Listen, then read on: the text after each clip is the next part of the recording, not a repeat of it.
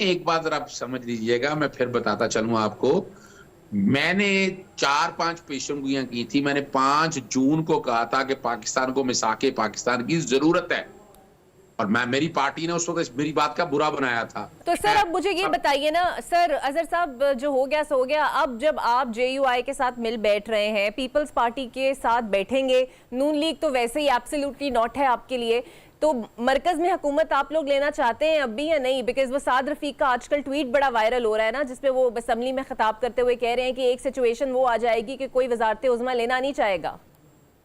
एक बात जरा आप समझ लीजिएगा, मैं फिर बताता चलूं आपको। मैंने 4-5 पेशन गोइयां की थी। मैंने 5 जून को कहा था कि पाकिस्तान को मिसाके पाकिस्तान की जरूरत है, और मेरी पार्टी ने उस वक्त मेरी बात का बुरा बनाया था। अच्छा। पाकिस्तान मुस्लिम लीग नून वो जमात है जिसने इस मुल्क की तबाही में सबसे ज्यादा हिस्सा डाला है। पाकिस्तान तहरीक इंसाफ के साथ जो कुछ फसाइयत होती रही शामिल रही। पीपल्स पार्टी ने ऐसा नहीं किया। पीपल्स पार्टी ने एक जमहूरी रवैया रखा।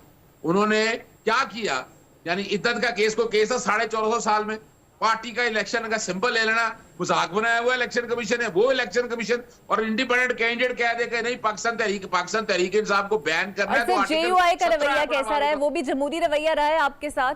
मैं यादाश्त के लिए बताता चलूं, अगस्त 2018 में हमारी हुकूमत आई। आरटीएस बिठाया गया इलेक्शन हराने के लिए, हमें मेजोरिटी ना लेने के लिए, और उसका सबूत ले लें। अप्रैल 2019 में ख्वाजा आसिफ कहता है कि उनसे राब्ता हो गया था। भला किनसे राब्ता हुआ था, उसका सबूत है। नवंबर 2019 में नवाज शरीफ इस मुल्क से भाग गए 4 साल के लिए।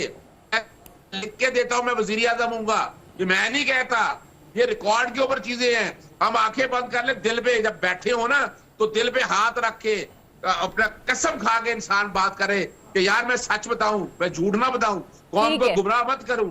कौम को जो गुमराह करने वाली बातें हैं ना, वो एक वक्त आ जाएगा, क्या हो जाएगा। आज वक्त के साथ साथ जो मैं बातें कहता रहा हूं ना, देखिए एक बात तो बड़ी वाज़ेह हो गई। मुझे ये बताएं, इलेक्शन कमीशन एक सियासी जमात के पीछे रहा। प्रोविडेंट फंडिंग, फॉरेन फंडिंग, फिर तोशाखाना से तौहीन इलेक्शन कमीशन, फिर पार्टी का कोई वो बता दे किसी और सियासी जमात के। आपको सर आपकी पार्टी को प्रॉपर वक्त भी मिलता रहा ना, वो यहाँ तक तो मानने में आता है कि इलेक्शन के लिए आपके लिए सूरत हाल पार्टी के लिए साजगार नहीं थी, लेकिन इन केसेस को लेकर सर आपको वक्त तो मिलता रहा।